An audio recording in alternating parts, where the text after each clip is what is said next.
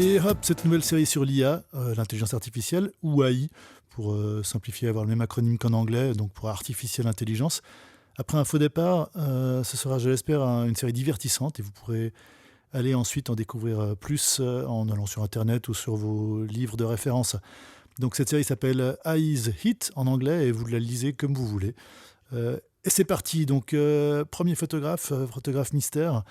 Afin de mieux comprendre les capacités de l'AI en photo, on va s'intéresser à un peu d'histoire de la photographie et par ses personnalités du passé et du présent.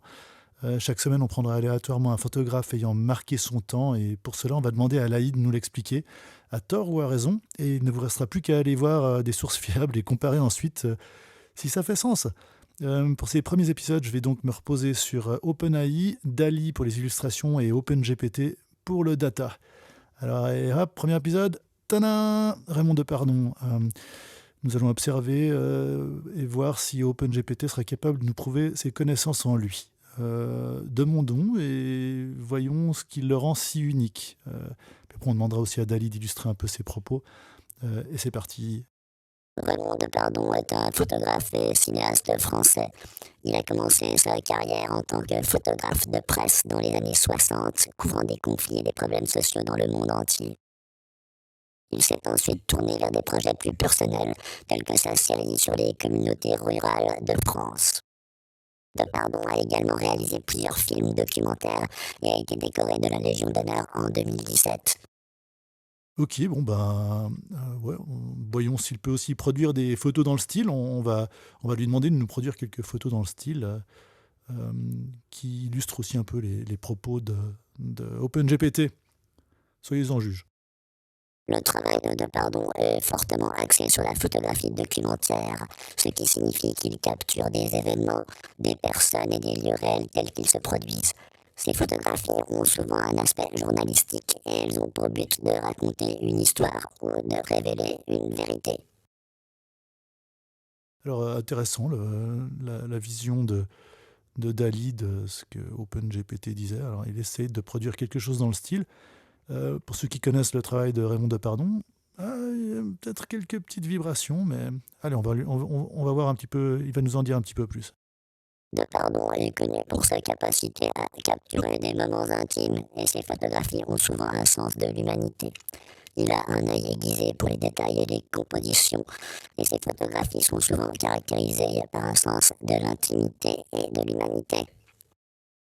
Bon, alors ouais, effectivement, c'est étonnant, le résultat. Alors, c'est pas hyper réaliste, ça s'apparente presque à du, je trouve dans la forme, là, en tout cas, ce que Dali nous propose, quelque chose qui ressemble parfois à du collage, mais là, la sensation est, hein, ça ressemble un peu à de la photo malgré tout. Il y a du grain, il y a de la composition. Je sais pas, c'est intéressant en tout cas ce qu'il nous renvoie. Euh, allez, on continue. Les photographies de Depardon sont généralement prises en noir et blanc, ce qui leur donne un aspect intemporel et classique. L'absence de couleur permet au spectateur de se concentrer sur la composition et les détails de la photographie.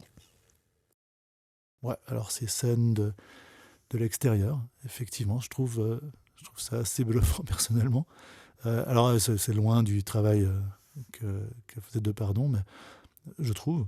Mais si vous voulez commenter, vous pouvez le faire en dessous, évidemment. Mais je trouve ça c'est quand même étonnant. Il y a quelque chose qui se passe. Allez, on continue. Depardon est également cinéaste et ses photographies ont souvent une qualité cinématographique. Ces photographies sont souvent composées de manière à leur donner un sens de mouvement et de drame. Bon, alors là, à nouveau, je trouve que c'est un peu la même ambiance photographique qu'avant. Donc, on voit qu'il essaye de reproduire quelque chose.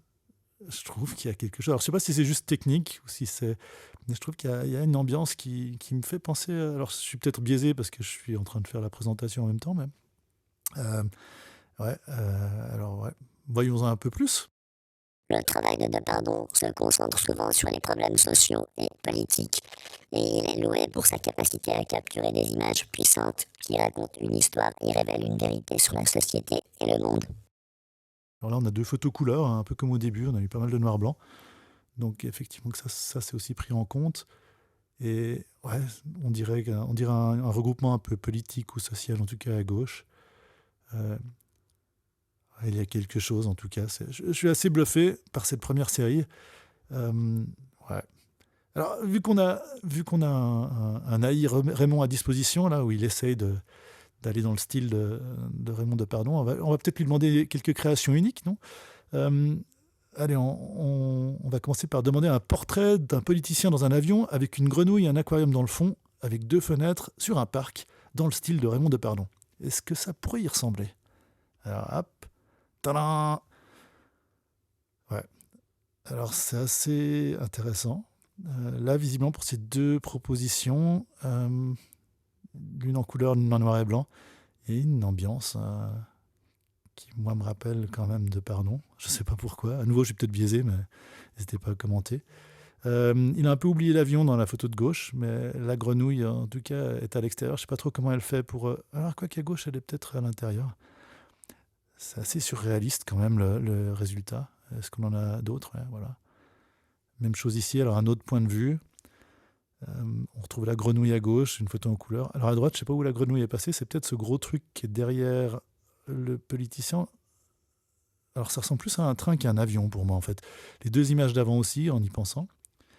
Mais je trouve ça assez bluffant quand même. Il y a une ambiance comme ça. Il y a une structure de la composition qui...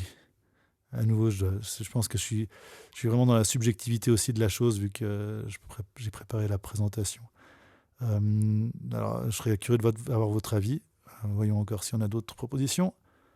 Ah voilà. Alors là, j'ai pas l'impression qu'on est dans un véhicule. Je sais pas, il dévie un peu. Là, on retrouve l'avion à gauche, qui a l'air gonflable. Un politicien qui a l'air un peu désemparé, mais il y a quelque chose. Et à droite, on a une sorte de grenouille-avion dans la pièce, et avec une femme qui a l'air politicienne, en fait. C'est étonnant. Enfin, c'est surtout dans l'habit, mais... Et une ambiance, alors à nouveau, à vous de juger. Mais je trouve que j'aime bien l'ambiance, en fait. Donc on va voir si on améliorera ça dans les prochains épisodes. Mais ouais, maintenant, vous pouvez aller voir des meilleures ressources sur Raymond Depardon et juger pour vous-même. Redécouvrir son incroyable œuvre de toute manière, puis en espérant que cela vous a bien diverti. On se retrouve la semaine prochaine pour une nouvelle tentative. Et à bientôt!